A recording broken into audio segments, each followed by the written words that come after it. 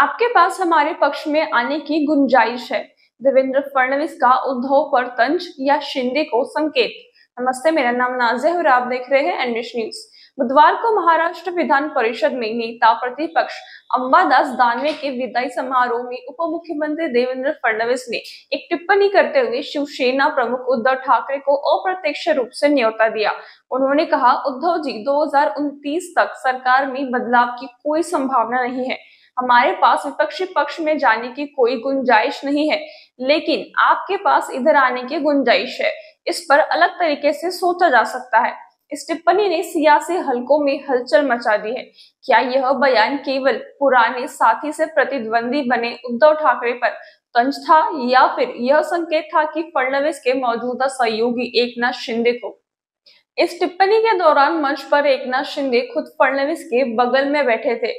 वही शिंदे, जिन्होंने 2022 में उद्धव ठाकरे के खिलाफ बगावत कर शिवसेना का बड़ा हिस्सा अपने पाले में कर लिया था और फिर भाजपा के साथ मिलकर सरकार बनाई थी।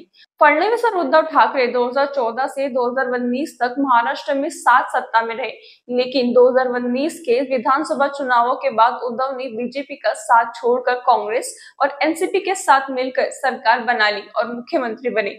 यह गठबंधन ज्यादा समय तक नहीं चला, क्योंकि 2022 में एकनाथ शिंदे की बगावत ने उद्धव सरकार गिरा दी और फडणवीस शिंदे की नई सरकार बनी। 2024 के विधानसभा चुनावों में बीजेपी को ऐतिहासिक सफलता मिली। 288 सीटों में से 132 पर जीत। इसके बावजूद फडणवीस को बहुमत से केवल 12 सीटें कम है।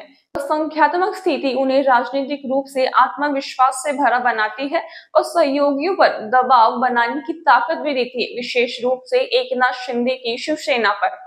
हाल के महीनों में भाजपा और शिंदे गुट के बीच संबंधों में खटास की खबरें लगातार आ रही है। शिंदे मुख्यमंत्री पद छोड़ने को लेकर अनमने थे और अंततः डिप्टी सीएम बने। इसके अलावा शिंदे गुट के कुछ विधायकों पर विवादों में रहने और फडणवीस द्वारा खुलेआम उनकी आलोचना करने से तनाव और बढ़ गया। राज्य पुलिस द्वारा शिंदे गुट के विधायकों के खिलाफ कार्रवाई को भी राजनीतिक संकेत के तौर पर देखा जा रहा है कि भाजपा शिंदे गुट को लेकर सख्त रुख अपना रही है। शिवसेना के लिए बीएमसी मुंबई महानगर पालिका लंबे समय से सत्ता का केंद्र रही है। अब जबकि उद्धव और राज ठाकरे 20 साल बाद एक साथ आते दिख रहे हैं, बीएमसी चुनाव में नया समीकरण बनता नजर आ रहा है। इसने कांग्रेस और शरद पवार की एनसीपी को असहज कर दिया है, जो उद्धव के इस कदम से नाखुश है।